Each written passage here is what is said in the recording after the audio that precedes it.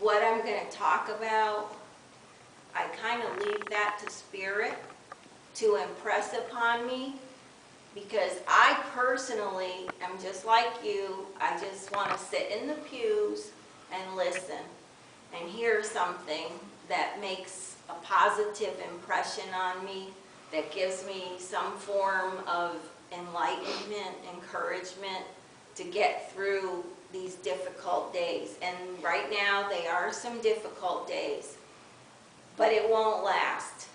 It won't last. Just like the plague didn't last, or the Spanish flu, these things eventually move on their way and dissipate, and we move on to bigger and better and positive things, because it will make you stronger, obviously, in the long run.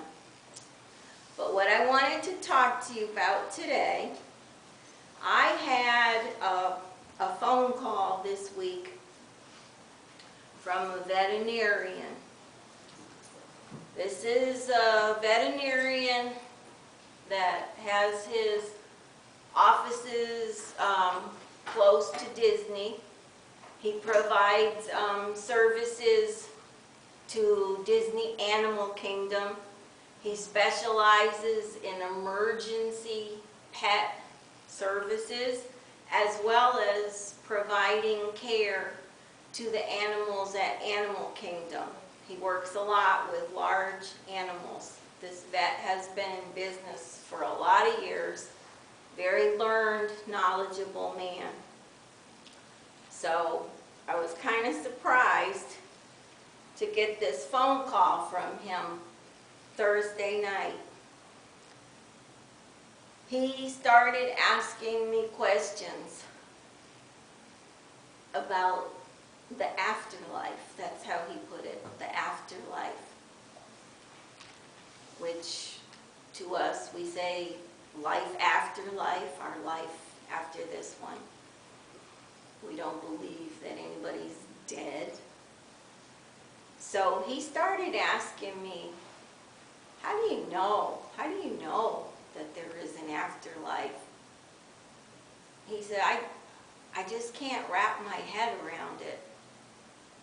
He says, I've treated animals my long adult life since being out of veterinary school. He says, I euthanize animals every week, almost like an assembly line. People come in, cradling their animal, knowing that it's time to let this animal go.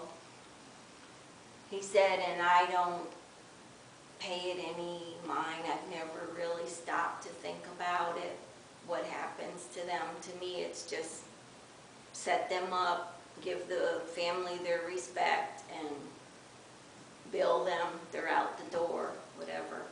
It never really affected me.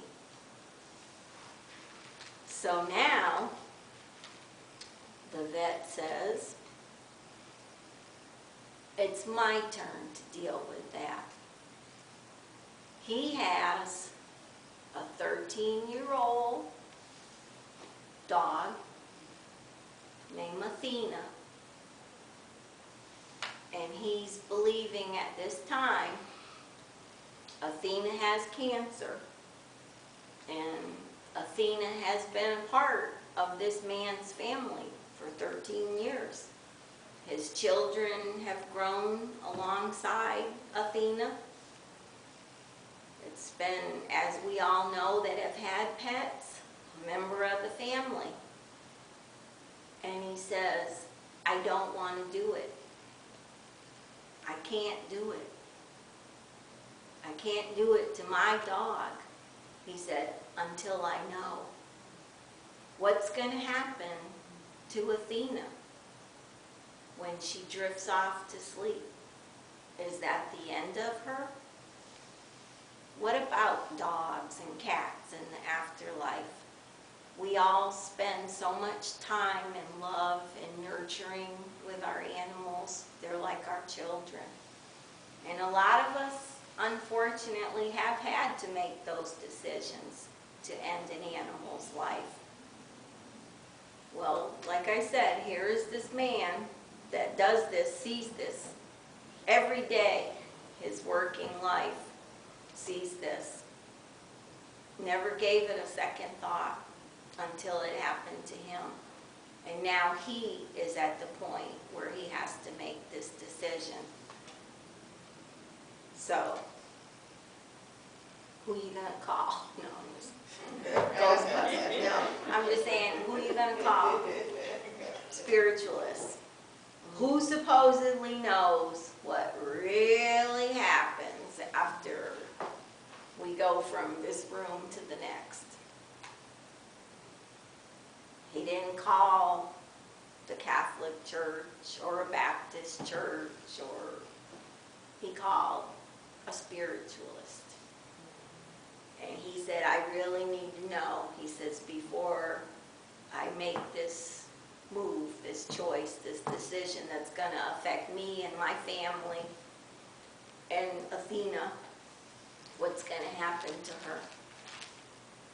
Well, I told him, as I've learned over the years from Spirit, that our animals do have a soul.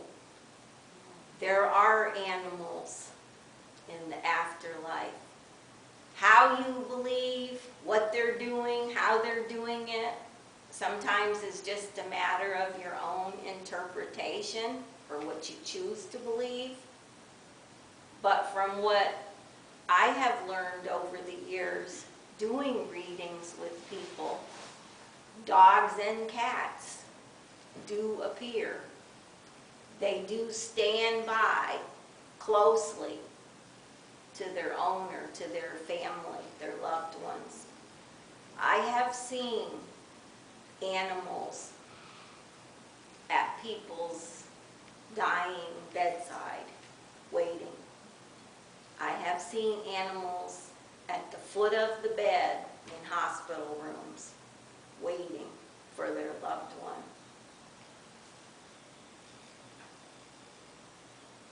I have seen firsthand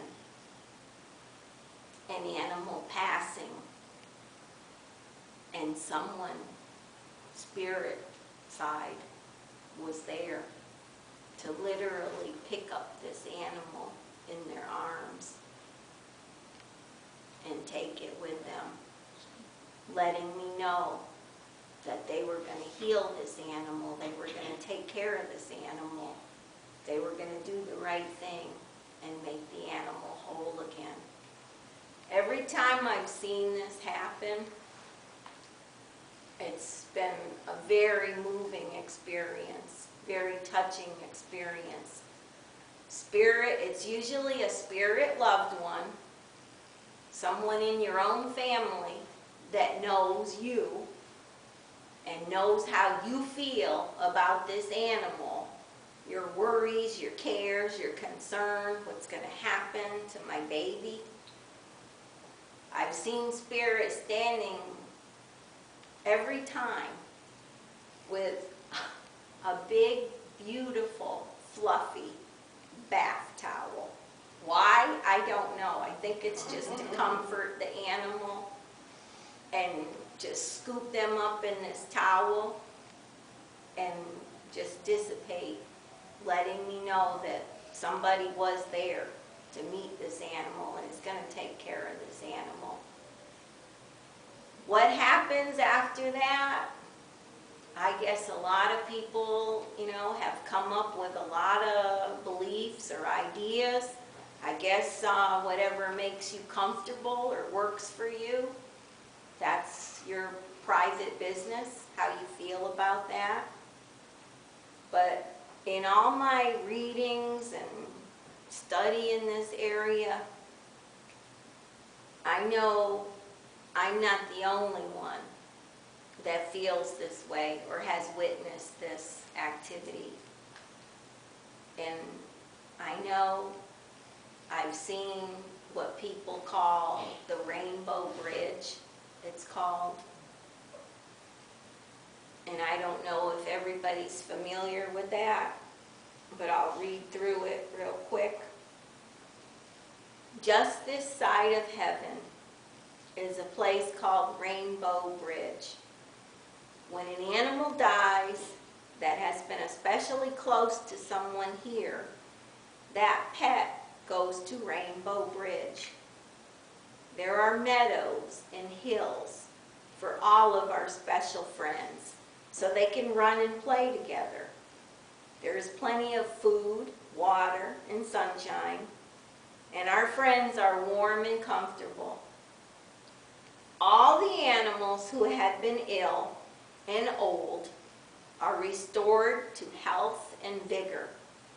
Those who were hurt or maimed are made whole and strong again, just as we remember them in our dreams of days and times gone by. The animals are happy and content, except for one small thing. They each miss someone very special to them who had to be left behind. They all run and play together, but the day comes when one suddenly stops and looks into the distance. His bright eyes are intent. His eager body quivers. Suddenly, he begins to run from the group, flying over the green grass, his legs carrying him faster and faster. You have been spotted.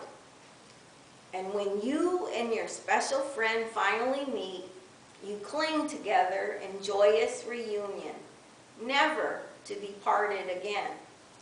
The happy kisses rain upon your face. Your hands again caress the beloved head. And you look once more into the trusting eyes of your pet, so long gone from your life, but never absent from your heart. Then you cross the Rainbow Bridge together.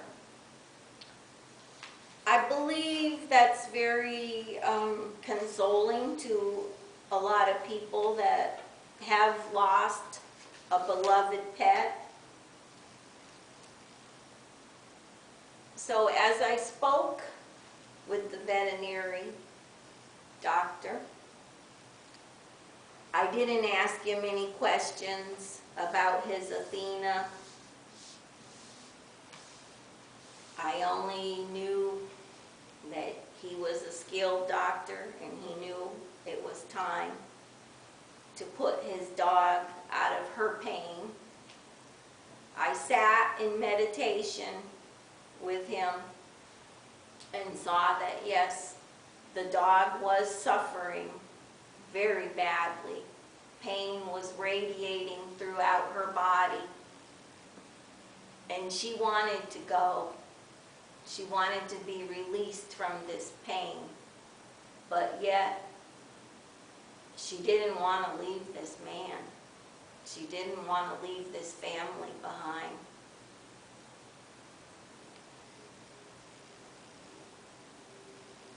I asked that he do think of this and know that the dog was in a considerable amount of pain and her time here on the earth plane needed to be terminated. I also saw, sitting with this man in meditation, there were already spirit loved ones waiting close by. In fact, there was actually a waiting list, so to speak, to take Athena. He had no need to worry. There were plenty of loved ones waiting to take her and make her whole again. I reassured him Athena would not be in any more pain, and she would be made whole again and healed and go on to live another life waiting for him when it was his turn to cross over to the afterlife. I know as spiritualists and as mediums, there are times when we do have to comfort people, people that have lost a loved one, whether it be their best friend, human, or their best friend, animal.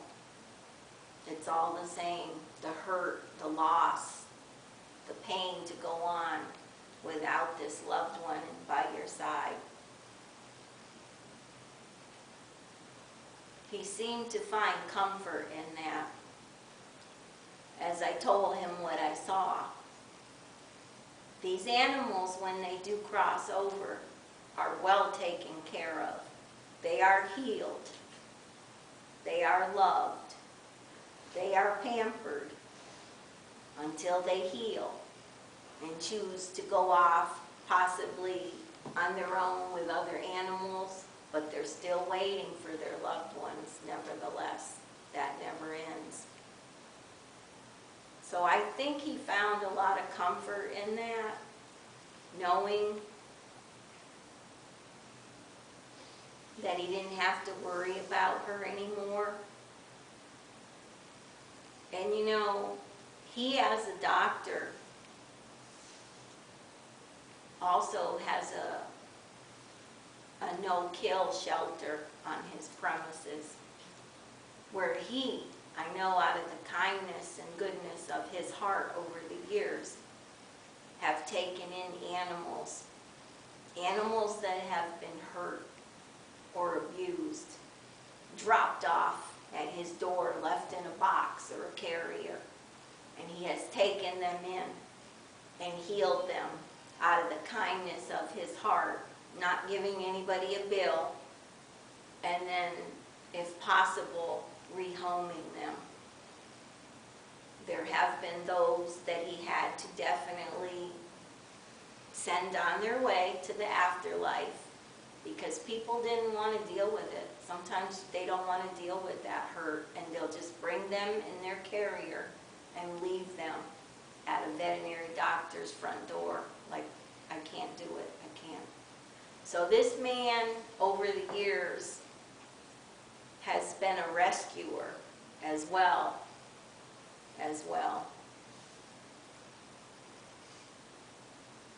Unlike most days at the Rainbow Bridge, this day dawned cold and gray. All the recent arrivals at the bridge did not know what to think, as they had never seen such a day. But the animals who had been waiting longer for their beloved people to accompany them across the bridge knew what was happening, and they began to gather at the pathway leading to the bridge. Soon, an elderly dog came into view, head hung low and tail dragging. He approached slowly, and though he showed no sign of injury or illness, he was in great emotional pain. Unlike the animals gathered along the pathway, he had not been restored to youth and vigor upon arriving at the bridge. He felt out of place and wanted only to cross over and find happiness. But as he approached the bridge, his way was barred by an angel who apologized and explained that the tired and broken spirit old dog could not cross over. Only those animals accompanied by their people were allowed to cross the bridge, he said. Having nobody, and with nowhere else to turn, the dog trudged into the field in front of the bridge. There, he found others like himself, elderly or infirm, sad and discouraged. Unlike the other animals waiting to cross the bridge, these animals were not running or playing.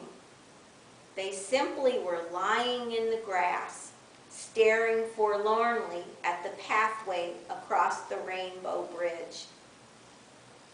The old dog took his place among them, watching the pathway and waiting.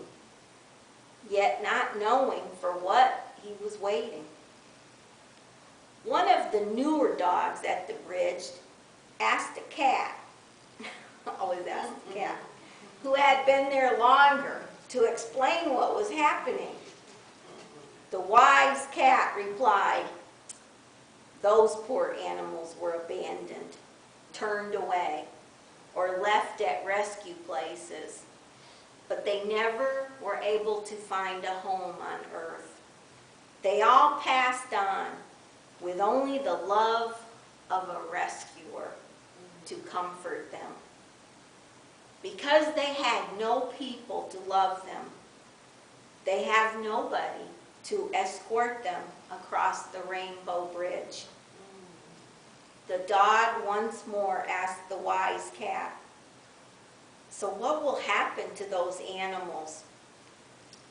Before the cat could even answer, the clouds began to part, and the cold turned to bright sunshine. The cat replied, "Watch, and you will see." In the distance was a single person. And as he approached the bridge, the old, infirm, and sad animals in the field were bathed in a brilliant golden light. They were at once made young and healthy, and stood to see what their fate would be. The animals who had previously gathered at the pathway bowed their heads as the person approached. At each bowed head, the person stopped, offered a scratch or a hug. One by one, the now youthful and healthy animals from the field fell into line behind this person. Together, they walked across the rainbow bridge to a future of happiness and unquestioned love. The dog once more asked the wise cat, "What just happened?" The cat responded, "That was a rescuer." The animals gathered along the pathway, bowing in respect, were those who had found their forever homes because of rescuers. They will cross over when their people arrive at the bridge. The arrival here of a rescuer is a great and solemn event. And as a tribute, they are permitted to perform one final act of rescue. They are allowed to escort all those poor animals they couldn't find a home for on earth across the rainbow bridge. The dog sat and thought for a moment and then said, "I like rescuers." The wise cat smiled and replied, "So does heaven, my friend. So does heaven." So I read that little story to the vet. He's a rescuer. But at the same time, he's also a human with a dog that he has to make that decision for. It appeared to bring him comfort. He knew what he had to do. He knew the choice that he had to make. But he also knew, after speaking with a spiritualist, that there was definitely going to be somebody there to meet Athena. There was a crowd of loved ones almost fighting over the chance to take her and heal her and make her whole again. So believe that, my friends, because I've seen it, and I know some of you have as well. Some of us have lost our own Athena, and at times felt their presence close by, knowing that they're just waiting patiently, no hurry. They can go off, they can play with their friends, but then they can look up and see you off in the distance, heading their way to cross the Rainbow Bridge with them. So thank you for listening, and at this time,